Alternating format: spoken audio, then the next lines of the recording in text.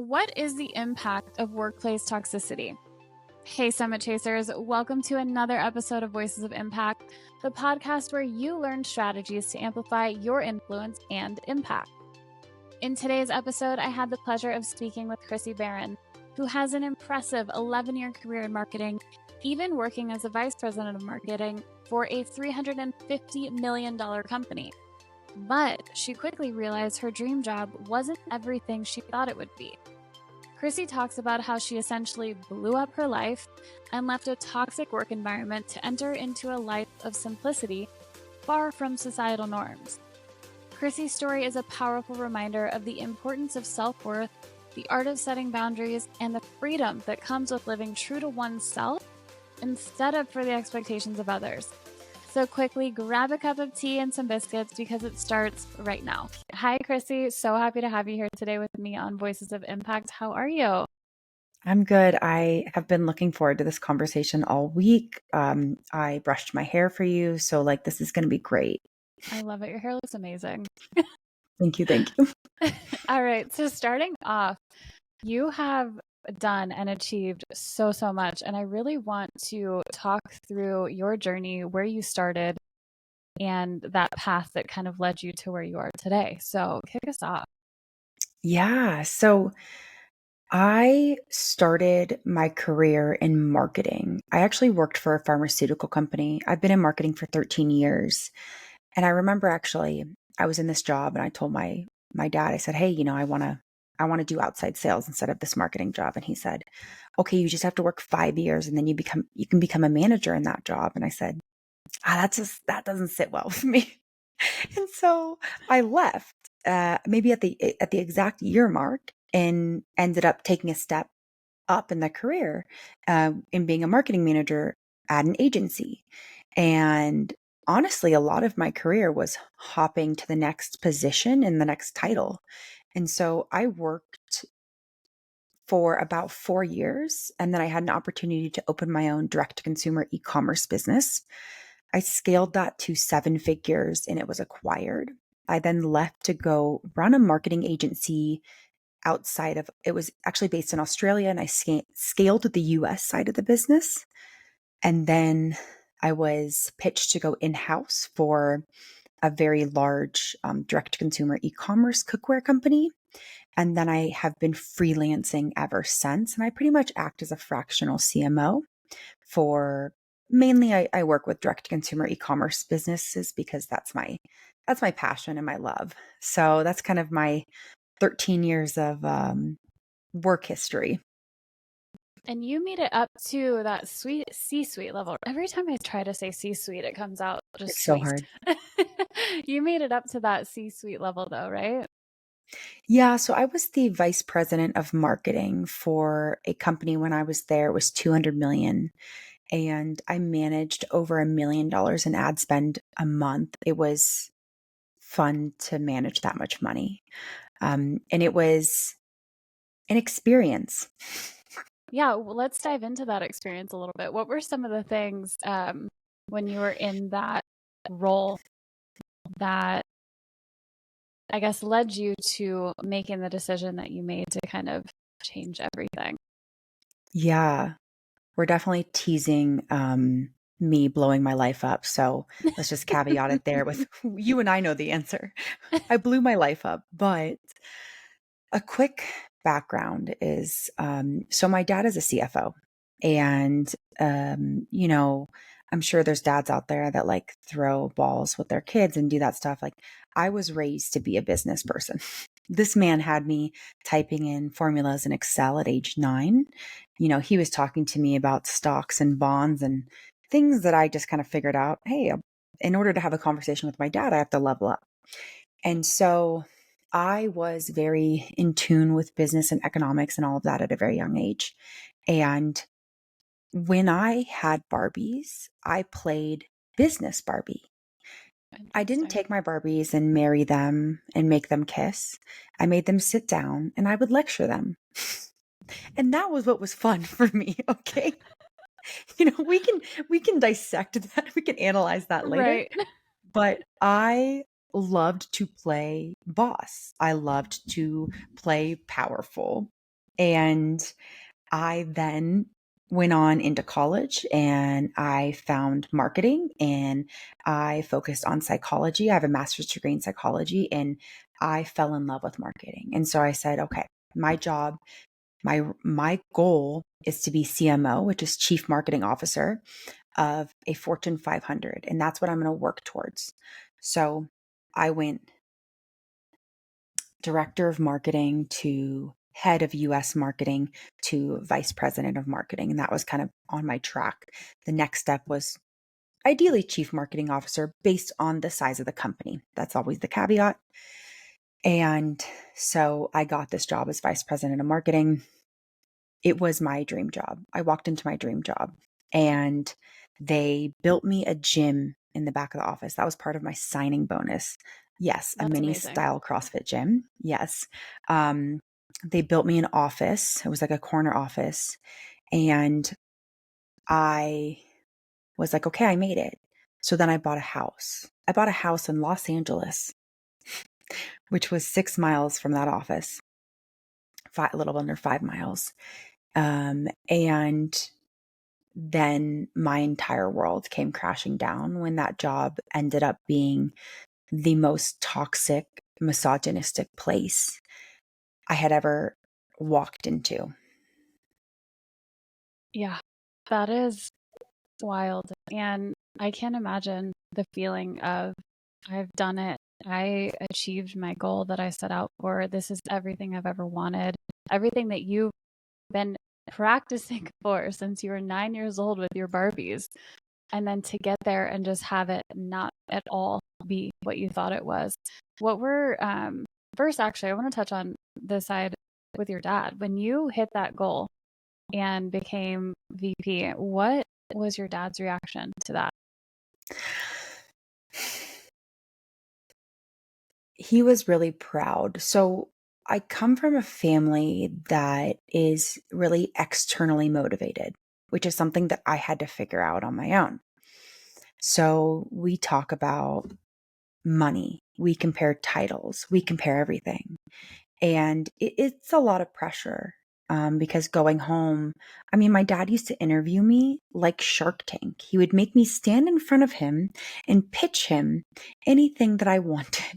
And then he would decide if my argument was good enough, which, yes, of course, that's an amazing skill. I can literally talk to a wall now. That's, we can check that box off my list.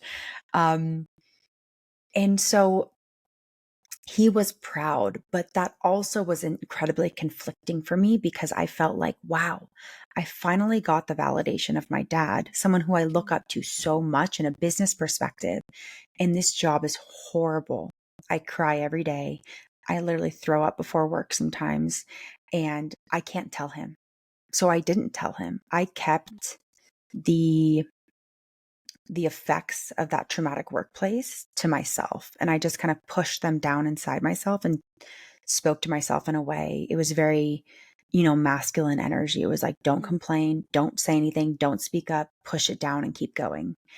And unfortunately, it got to the point where it kind of just all exploded and came out. And I went to their house one weekend and I just started crying. And I told them everything that happened to me. And my dad said, I'm really sorry that you felt the need to stay in that workplace, if that was the case, to please me, because I would never want that. And I think if we take my dad out of that equation, it's just external validation. So Right. me saying to other people in really toxic jobs, right? It's like, hey, wow, I'm really sorry that you felt like if you left that job, people would judge you, because the right people won't judge you. The right people will seek to understand, not seek to assume. And so, yeah, that is a great point. He was really proud. And then I think now he's proud of me for speaking up.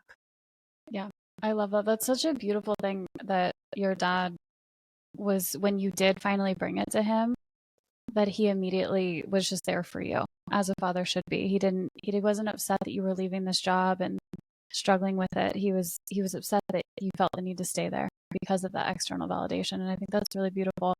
And amazing that he's proud of you for speaking up and standing up for what you believe in too. So when you were in that position, What was some of the toxicity that you experienced that led it to all kind of blowing up? Yeah. So the challenging thing with toxicity is a lot of it is intangible. Mm. So although I'm sure you and I have both been in situations where you can feel the tension in the room, trying to explain that to someone that doesn't feel the tension in the room or isn't in the room is incredibly challenging, even to get the validation, right? You could tell the same story to 5 people, and 3 of those people could say, but people are dying. But I mean, there's worse things happening in the world. And they're not going to give you that validation. They're going to just compare losses. So I was in this workplace. I was the vice president of marketing. I was making the most money I'd ever made. And I bought a house. So, man, did I feel locked in. I basically just checked that box into how America talks to us about, hey, The you need to work dream. really hard to get a good job. But if you have a good job, let's make sure you owe us some debt. So go ahead and buy that house because successful people buy houses. And then, oh, you can't quit because you have a mortgage, silly. And man, I freaking just jumped right through that rabbit hole. And I have a different perspective on it now. Um, but some of the examples is that my direct boss, him and I butted heads pretty bad. He is, I think, 20 years older than me. All the C-suites were 20 years older than me, and they were all best friends. They all grew up together, and it was a boys' club, and I did not fit in the boys' club. One being that I don't want to fit in the boys' club. Two being that I'm part of the LGBTQ community, so boys' clubs never really feel safe for me. And 3 was just witnessing the way that they treated other people. I forget the saying, but it's essentially about how you can tell the character of someone based on how they treat someone that does not have anything to give them, right? So, we can say a janitor or a server or something like that. And if I was going to create an analogy, these men treated those people horribly, and I witnessed it all. And the energy that I have in this life is to love everyone. I love everyone. I want to give everyone a leg up. We had a 401k plan rolling out, and I went to the head of our warehouse. We had a bunch of warehouse workers, probably 50 of them. And I said, hey, I would love to give a free education to all of the workers because I want them to, they were matching 4%. And I'm like, I want to talk to them and I want to teach them what this means and how they can do that. I think that financial education is an oppressed system and we keep people down by making it complicated. And, just things like that. Like that's the person I am. I want to love everyone and give everyone everything I have. And granted, I, probably should create more boundaries and I'm working on that. But I was sitting in my office one day. It was like 8:30 in the morning. I get there before everyone else, which is at 8 a.m. I'm not being dramatic. I'm not saying I got there at 5. Okay, I get there at 8. And my boss, this was less than 3 months into me working there. My boss used to like purposely throw my door open. I don't know if it was just like to throw me into the fight or flight, but when anyone slams your door, you're like, oh gosh. Yeah. And he walks in, he says, why are our numbers shit? And I just want to caveat something, okay? If anyone does marketing, we know that majority of the time we're not looking at a day-to-day number. I mean, unless we're testing a specific creative, testing a specific ad, testing a specific something against the best converting audience that we expect to see a daily return, we are not looking at a day-to-day perspective. So he was mad because our ROAS for one day dipped below a 3.0. And I said, hey, name, hey, I love the way that you're communicating with me. And that was just my automatic reaction, which was like, oh crap, that was maybe a little sneak, a little snarky. I kind of love And he that got, though. yeah, and he got pissed and he threw his backpack onto my couch and I believe he said, answer the fucking question. And I said, okay, I have a plan in place. It takes more than 90 days to roll out. I'm less than 90 days into the position. And this is just a dip. This is a dip in a day. And he said, make it happen fucking faster. and then walked up to my dry erase board and erased everything I had written on it, and then wrote the word numbers and signed his smiley face and his initials. That is one example of how I was treated on a daily basis. He would stand over me and actually yell at me. Come into my office and do that. Outside of the fact that my body and looks were talked about probably on a weekly basis. And it's a really defeating thing because for so long, I did not dress up or dress to a way that made me feel good about my body because I feared that I would not be respected intellectually. And it sucks that I had to choose between one or the other. And so I got this job and I said, wow, this is going to be so fun. I went shopping for work clothes and I was really excited. And then I was sexualized. Yeah. And it is so incredibly disheartening because all of my hard work, everything I did to get to that position, it made me think that, oh, okay, they don't care. Actually, their end goal for hiring me might not have actually been to have me work for the company. That's really interesting. And talk about feeling unsafe in an environment. I would get pulled into meetings with all three of these men and just me. And I mean, they would stand over me. They would just grill me. And to talk about, it's so funny because, I talk about this on my TikTok and the comments I get are like, suck it up. You're weak. You probably sucked anyways. People just go for my throat. It seems like you are underperforming. So, two things for the world. One is that I knew what I was going into when I posted this on TikTok, meaning that I had thick enough skin and I can provide myself the validation. So I don't really care if anyone says anything. Second is that just as a caveat, I was actually not underperforming. In the 11 months that I was there, I increased return on ad spend, decreased their spend, increased their website conversion rate.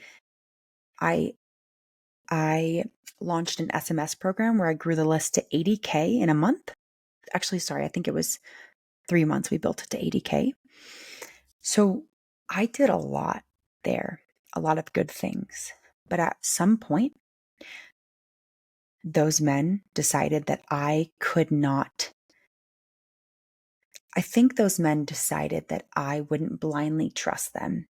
So here's my opinion. If you hire me to be a subject matter expert, you better believe I'm going to bring my expertise.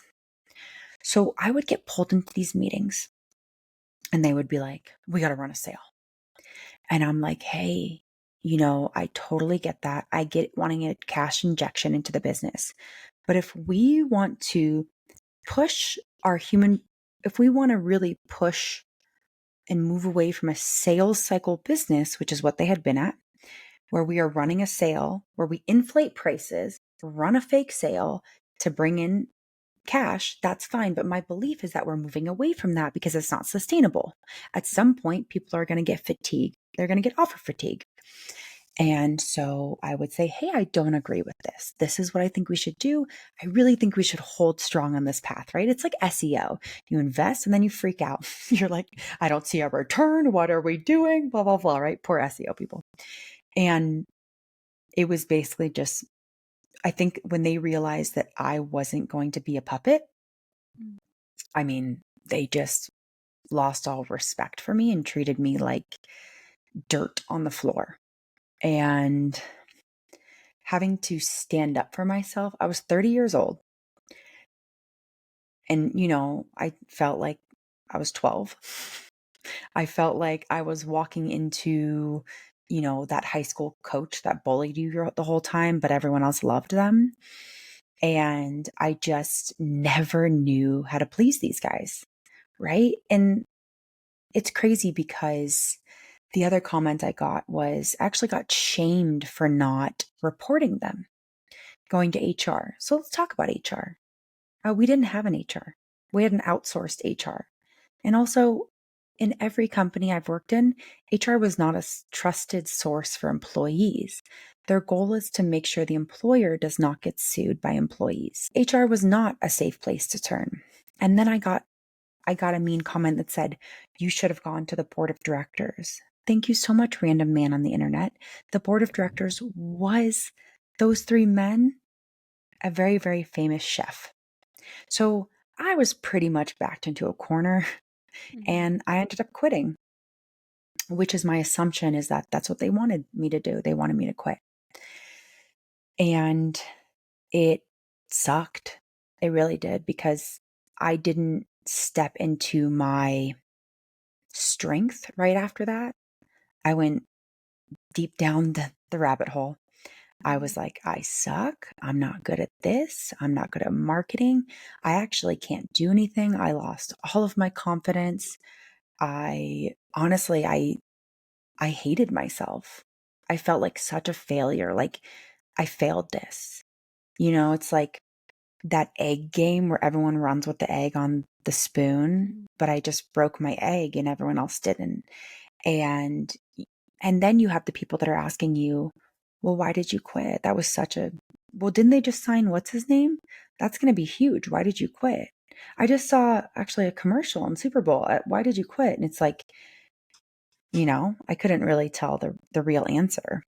Right. That is so much to deal with, especially at the age of 32. And I think that it's far more common than it should be for women who are incredibly intelligent and very, very accomplished to go into these spaces and then only be seen for the way that they look. And I don't know that we are going to solve that today, but I think that it's something that is unfortunate that it happens. And there's definitely room within the corporate world for that to change and to hopefully change quickly. When you finally made the decision that you had it and your confidence is absolutely rocked. And again, I think that that's something that people go through too, because when we reach this level of achievement, and whether you decide to leave a job or feel like you've almost been forced out of it, or the other side of it, if you get laid off and your position's been eliminated, it can absolutely rock you, because a lot of times we put our sense of worth almost into this title that we held.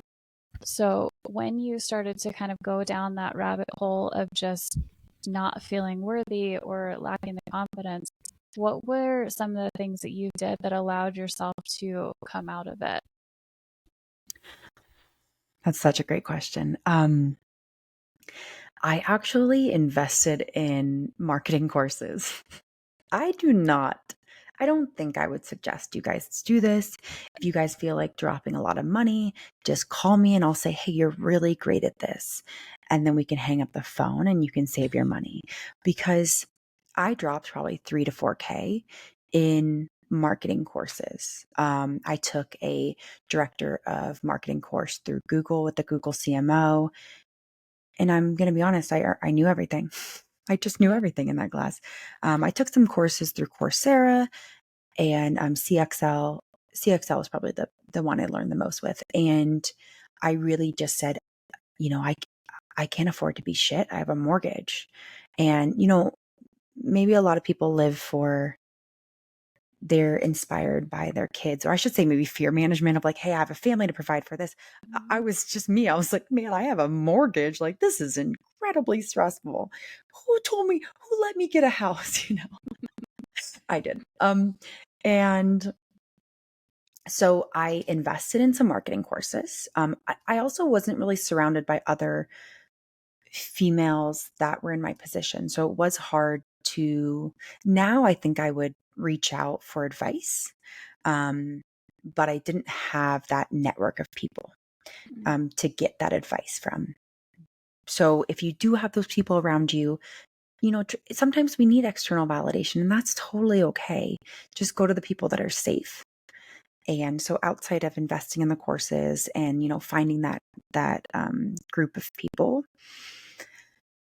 I spent a lot of time actually journaling on and doing shadow work. And I don't know if you are familiar with shadow work at all. I'm not. Okay, so shadow work is this belief that we all have this shadow, and it's essentially like the worst parts of ourselves. So a good example is you walk into a room and you immediately don't like this girl, I'm going to say. Well, most of the time it's a projection. It's right. It's like something about me. I think, oh, this girl's pretty and there's not room for both of us to be pretty in this room. I need to be the prettiest. Or oh, I really like, oh, this girl's annoying because she's talking so loud. Oh, interesting. Why do I think that? Okay, I don't like that she's taking up more space than me, right? And I'm really big on like breaking down my own egotistical thoughts. And that's what I did. I mean, I just ripped myself apart. I went to the depths of my core of like, what are things I hate about myself? And I learned how to sit with myself in silence. And so it's been, um, it's been 3 years since I started that job. Well, 3 years and a month. And I love myself so much. And essentially, I stripped away. Well, part of the process was that I stripped away everything that was externally validating. Yeah. I mean, I looked into friendships and I looked into patterns in my life. And I was bullied a lot as a kid. I don't really have an answer. I think it was just because I'm me and I'm extroverted and loving, and the girls hated that. And I was also brand new to the school. And so I looked at these patterns of my life and I kind of like kept friends around that bullied me. And I dated people that bullied me and they and I worked for bosses that bullied me. And I said, this is really interesting. I'm actually going to kill this pattern. I'm actually going to light this bridge on fire and never turn back. And I dropped so many people in my life, including maternal figures, including people that were blood. And it's a really a brave thing to do, Absolutely. which is to kind of look those patterns in their face and say, I will no longer continue to do this. I really had this belief that I had to make myself smaller to fit in this world. So I couldn't be too smart. It's like the Barbie monologue, right? Yes. I Yeah. resonated with it so much. There's this belief that I had to be smart, but not too smart to intimidate men. And I had to be extroverted, but not too much to be viewed as attention seeking. And I had to be down to earth, but not too much to be looked at as a hippie. And I kind of honestly just said, fuck that. No, Yeah. like I'm going to build the person that I want to be. But the caveat is also, I'm going to be the person that I needed as a kid. Like Yeah. I'm going to be that mother figure that I needed as a kid growing up. And I'm going to give that to just anyone and everyone that needs that. That's incredible. I love that you took the time to self reflect and really dig deep. I think a lot of the times people can be so scared to do that because they might be scared of what they find, right? Like that there might be a dark part in themselves that they don't want to acknowledge and that they're just going to push down and pretend isn't there. But I think what you said there, when you look that stuff in the face and recognize that you have these patterns that are holding you back from becoming who it is that you actually want to be and being the person, like you said, that you need, it can be an absolute game changer for just your self confidence too, because you are finally becoming that person. And I love that saying of you becoming the person that you needed. That was one of the things. I was just actually making my vision board for this year. I know we're already a month in, but there's no better time to do it. And one of the quotes that I put on there was actually be the woman that you would look up to. And I that love that. resonates so much with me. It's like, be that person that you needed when you were a kid and show up for yourself the same way that you would have wanted somebody else to show up for you, because then you're going to get the absolute most out of it. One of the other Yeah. things, sorry, go ahead. Oh, I was going to say, yeah. One of the rules that I used to tell my friends in dating is I would say, why do you pour so much into other people, but you don't pour that same love into yourself? Mm-hmm. So if your partner came home and they wanted dinner, so you cook them dinner, but would you get yourself something that's like fast foody or something that didn't have the love and care that you would put in for someone else? And I really challenge people. I'm like, you're so kind and you're so soft and you have so much space for other people. But then the way that you talk to yourself is like a bully. Why do we do that? And so, Yeah. yeah, that's like just kind of to the point that you just said. Yeah, no, I love that. And it's something that I myself am definitely guilty of at times. Like, the way that I speak to myself, my partner tells me all the time, he's like, you are so brutal to yourself. Like, you don't deserve that. You cannot talk to yourself that way. So it's something that I'm constantly working on is the way that I talk to myself. I think we all would be so much better off if we spoke to ourselves as if we were speaking to our best friend. Because we only have, at the end of the day, you have yourself. You have to live with yourself for the rest of your life. You might as well treat yourself with kindness and respect and love, because and honor all the things that you have been through in your past that have gotten you to where you are today. Show up for yourself and just know that you're worthy and of value, and all of the things that you want to achieve are absolutely within your reach, especially when you start transitioning that way that you speak to yourself.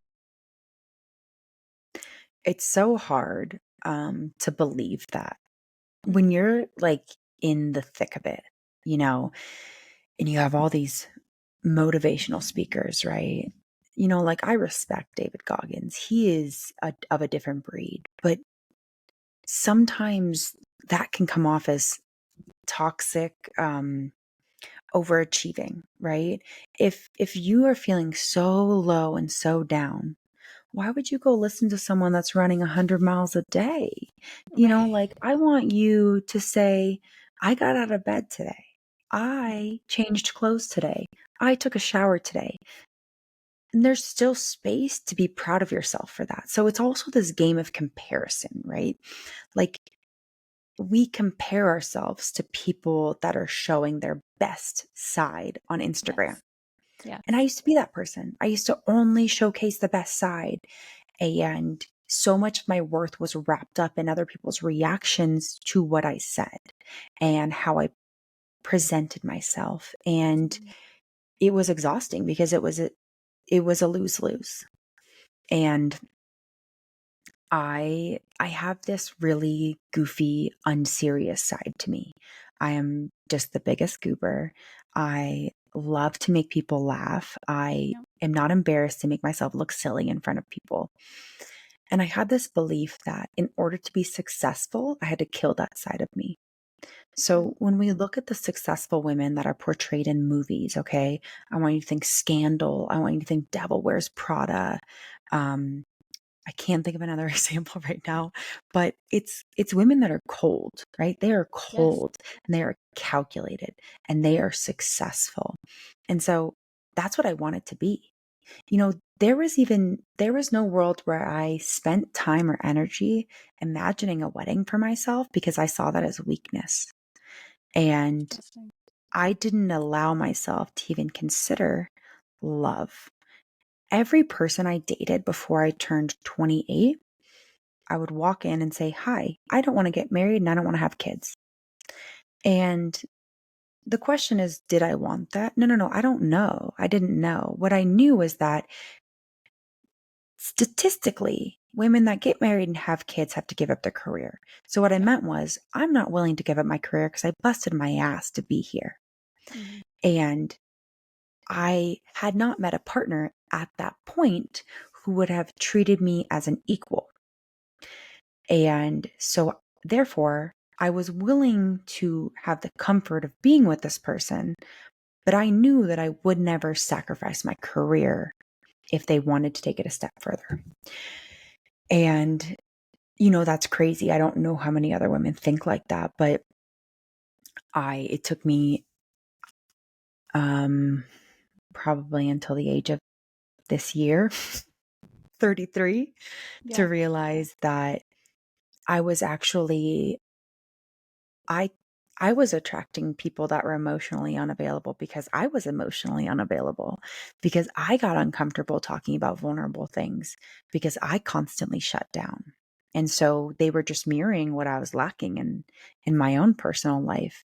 And so part of that journey of kind of blowing my entire life up, changing my entire life plan, what I realized is that I am so empathetic, and that is a strength that I used to look at as a weakness. And after kind of embracing my empathy, the level of people that come into my life are so much more intact with who I want to be. Mm-hmm. Yeah, and I think that's really important because, like you said, we attract what we give off. So it makes perfect sense that when you're in that space, you were attracting these people who were not emotionally available because you were also closed off. And it makes so much sense that now that you've opened yourself up and are just kind of owning who you are and showing up as you are, that the right people are now starting to come into your life. Something that I really want to touch on in terms of blowing up your life, we all, I think, grew up with this idea of living the American dream, right? You alluded to it at the beginning where it's you get the job, you work your way up, you buy the house, now you've got a mortgage, you better not lose your job. So talk to me about what you did when you left what was supposed to be your dream job and how that has served you going forward. Yeah. So when I quit that job, I went into another job that did not end well. And I ended up quitting and just freelancing from there. And freelancing is hard, and it's not stable. And you have to build your client list. And I said, okay, I'm not ready to step back into corporate America. So I know I can't control that I'm not ready, because if one more person yells at me, I'm going to lose it. So, hey, I'm not going to put myself in that situation. Okay, so if I'm not going to step back into corporate America and I'm slowly trying to build up my clientele for my marketing company, what do I need to do? Well, I need to control my expenses. Okay, so what's my biggest expense? My mortgage. Mm-hmm. So I said, okay, I called my real estate agent and I said, let's try to find a renter. Like, I just want to see. So it took 2 months and I found a renter. I break even. I don't make any money. And for everyone that's going to yell at me about that, okay, you LA rent prices are insane.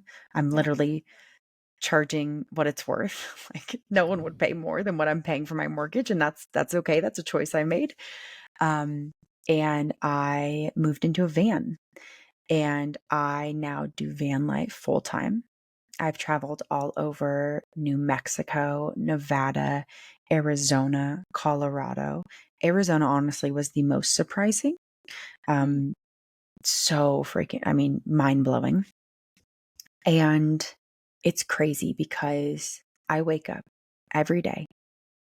Most of the times I sleep in a Walmart parking lot or a Planet Fitness parking lot.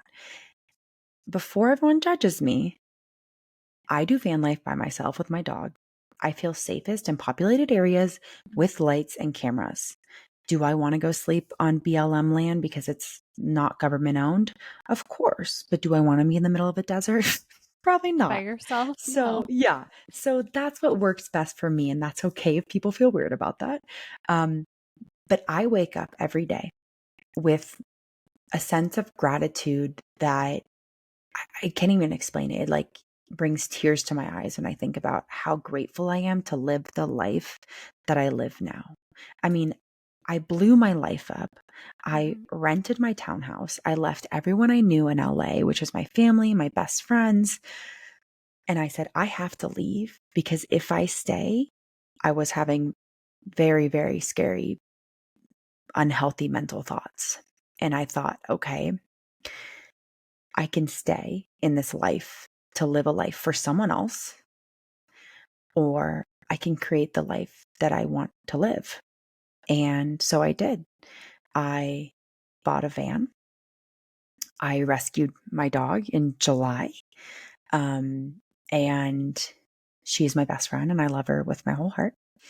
And I joke that I actually just travel from dog park to dog park. And we have a whole routine. I mean, I wake up every day and we go for a walk.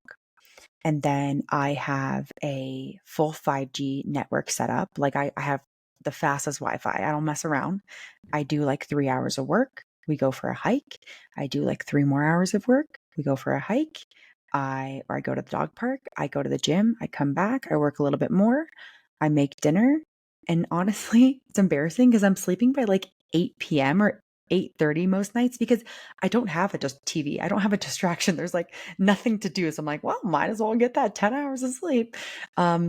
And I think people would be surprised to know how good I sleep in the back of a van in a Walmart parking lot. But y'all, I be getting that 9+ hours of sleep. I be getting like 99% score on my watch. Okay. So it's like That really, sounds so nice. I know. And I think it's like, but what did I do? I took away so many external stressors that I could control, which I know is a privilege, right? It's a privilege that I am not married and I don't have kids and I, found someone to rent my place. Like I recognize those things. But my stressors are now like, hey, where am I going to park for the night? Ooh, I need to go get some more water. And it's really interesting because it comes down to a different level of stressor. If we think of Maslow's hierarchy of needs, right? The bottom row is shelter, food, and water. And so it's almost like every day I have to consider these things, which would seem stressful, but it honestly like it pulls my life into perspective to be like, wow, I'm just this little speck on this world and I want to make the biggest impact I can. And I, I wake up in the middle of nowhere. There's this town called Showplow, Arizona. No one needs to go there. There's nothing going on, right? I mean, I'm talking everyone that drove by me knew I was an outsider. That's how small it was. But I will be in the middle of this grocery store and just talk to this stranger, or I'll talk to someone at the dog park. And I'm just making these connections with these humans. And it just feels so real. And it's so cool because I get to have these real conversations that fill me up every day, where I felt like previously I was living this life that was so filled with false identity. I was just like blowing hot air up everyone's asses all the time because that was like, that's how you do it in corporate. Everyone walks around and no one makes mistakes and everyone's perfect and no one takes vacations and no one sleeps and everyone compares the lack of sleep and everyone compares how much work they do. And I got so caught up in that until I realized that it's actually okay if everyone looks at me as a failure, because I feel so grateful to be alive on this earth every day that I wake up.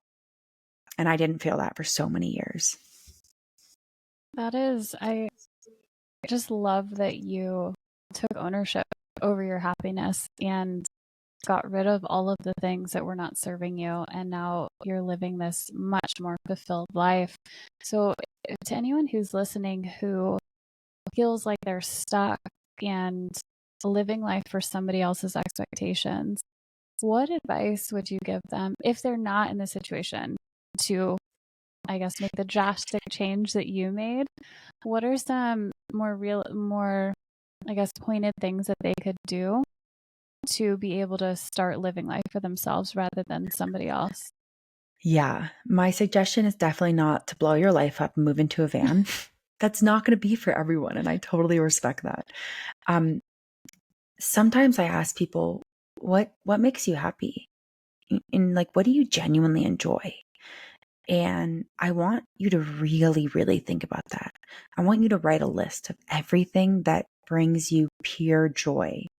There's this feeling, and I haven't been able to name it, but it's like the feeling that I get when I'm able to impact other people. And it feels like, like tingles through my whole body, right? Like I was meant to be here in this moment to have this conversation.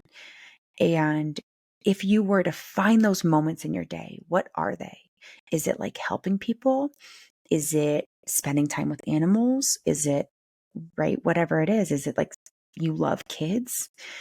And what gives you that feeling? And then how could you add more of it into your life?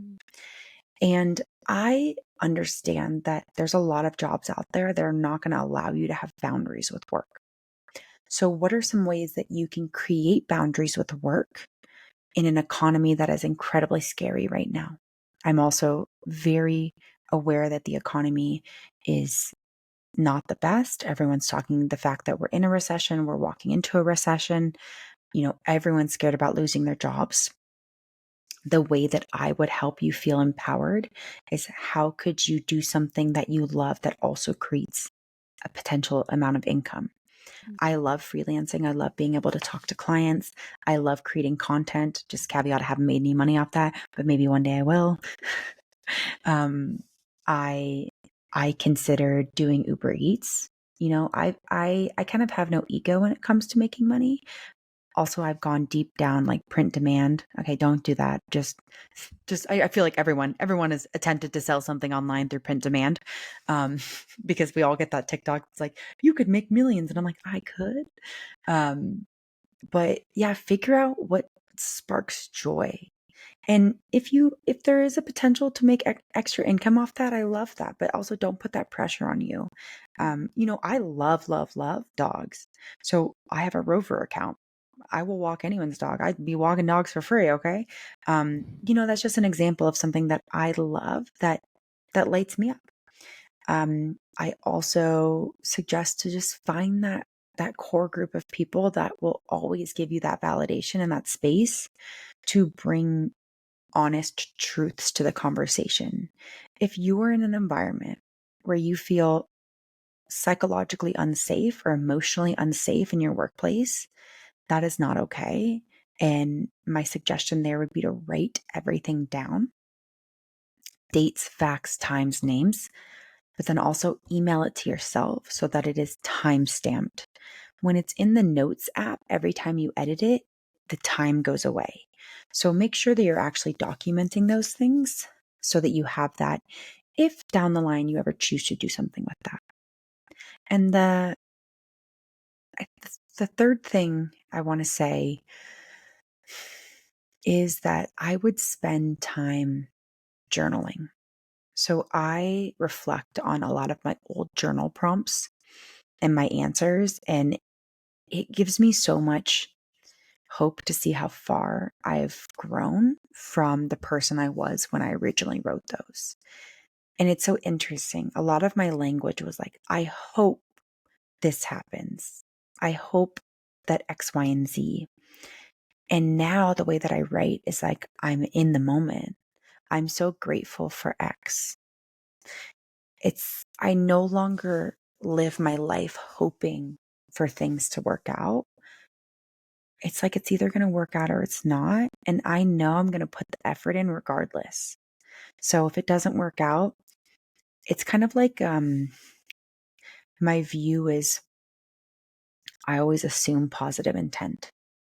So I have pitched companies and they have ghosted me and they have rejected me. And man, I've spent time doing all these things. And my reality is like, great, I made my proposal one step better. So like, I learned something from that interview, from that conversation, from that founder. And so I just really try to assume positive intent in most of my life. Someone doesn't text me back. Someone doesn't call me back. It's like, I understand that they are busy. I understand that maybe they don't have the time or the space to talk to me, and that's completely okay. And I try to give the same level of understanding that I give to other people. I try to turn that in on myself and give myself the same level of compassion and understanding and grace. So my suggestion would also be to journal and try to figure out those things that you might not like about someone else, and to see if it's just a projection of what you don't like about yourself. Those are all really, really great and really tangible things for people to take away and actually do. So I love those. And I hope that people listening will lean into those and see what they do for you. I mean, if anything, just try them, right? And if it doesn't work for you, it doesn't work for you. But at least you've tried something new. And imagine if it does work for you, then you are going to be that much better off. So I have two final questions for you. You've talked a lot about how you want to just leave the greatest impact that you can. So what does that look like to you? So when you're gone, what impact do you want to have made? Yeah, I think that I have this superpower of helping people feel really, really good about themselves. I love to compliment. If I'm driving down the street and I see someone that really looks like they spend a lot of effort putting themselves together, I will like roll down the window and yell a compliment at them. I just Love be that. yelling compliment. I'm like, you look amazing today. And it's that feeling of seeing someone's entire face like lift up. Mhm. And, I can tell when people like attempt to, or I can tell when people put themselves together. And at the dog park, I always say, wow, you look really nice. Your outfit looks really great. I want to be remembered as someone that made people feel warm, fuzzy, and safe. In any aspect, if we're friends, if we're acquaintances, if you listen to this podcast, if you listen to my podcast, like in any regard, I want to be a safe place that people can turn to. People DM me a lot and, they talk to me about work and toxic stuff. And if people spend a lot of time writing me a long DM, I will make sure that I respond in the same energy that they gave me. I don't say, okay, or give them a heart. And sometimes it takes me a while to respond because I want to make sure I have the energy to give them a thoughtful response back. And I'm not just saying, oh, cool. If someone pours their heart out to me and tells me a part of their story, I want to make sure I have space to receive that. And so, yeah, my goal is to leave this earth making as many people feel amazing about themselves as possible.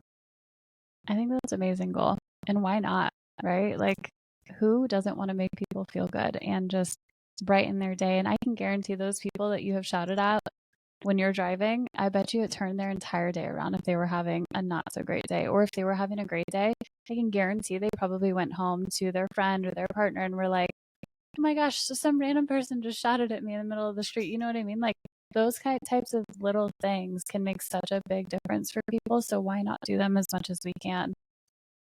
Yeah.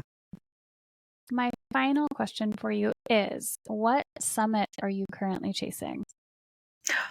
Ooh, I love this question. I think I will always be chasing balance. I am so driven, and I definitely have an addictive personality. And my addiction has always been work, which is socially acceptable. And if it's not work, it's exercise. I competed in CrossFit for 10 years. I probably trained 4 to 5 hours a day. I mean, definitely overkill. And so I am always trying to figure out how to create more balance in my life and how to feel valuable while also having boundaries. Mhm. As you know, with freelancing and especially marketing, there's this feeling that I have to sell my soul. I have to give you my entire soul. Even if this company's paying $1 and this company's paying 5, that's a 5x difference. But I'm treating both clients the same. Mhm. So why is that? In a sense, I'm underselling myself because this 1x client is getting the results and the same energy as this 5x client. And so I have to really work on having better boundaries with my worth and my value when I'm pitching myself and how to create more balance. Because the thing is, every time someone emails me, I'm like, yeah, I have availability. Of course I do. Right. Because why? It's like I have this fear mindset that I might not have money one day. But again, that is this fear that I'm letting that drive my life. So if fear is going to be in the driver's seat, I'm going to be freaking out the whole time. And I'm again just creating my own drama. So I pause and I say, do I have space for this project? Because we also know, well, we can pitch. And then I lie to myself. I'm like, I might as well just pitch them and see if they say yes. And then, okay, well, if they say, and it's like, no, calm down. And so, yeah, just creating more balance and boundaries around maintaining a balance. Awesome. Chrissy, where can people find you? Tell us about your podcast and where they can find you on socials. Yeah, so I have a podcast on it's Spotify, Apple, all of them. It's called the Glass Ceiling Podcast, and we talk all things work trauma and toxic workplaces. And then you can find me on TikTok at Work Trauma Podcast. And so I'm on both of those platforms. I have not scaled to other platforms yet, and maybe when I have more time, I will. Amazing. Thank you so much, Chrissy. I really enjoyed chatting with you today. This was so much fun. I really, really enjoyed being on Voice of Impact, and I hope that all the listeners liked it. And that wraps up another episode of Voices of Impact. Thank you so much for joining us today. If you found value in our conversation, please don't forget to like, share, and subscribe to our channel. For more inspiring stories and actionable advice, make sure to hit that notification bell so you never miss an episode. Also, we would love to hear your thoughts and takeaways, so please leave us a comment below. And remember, no matter where you are on your journey, you have the power to climb higher and chase your summit. Until next time, Summit Chasers, keep pushing forward and stay inspired.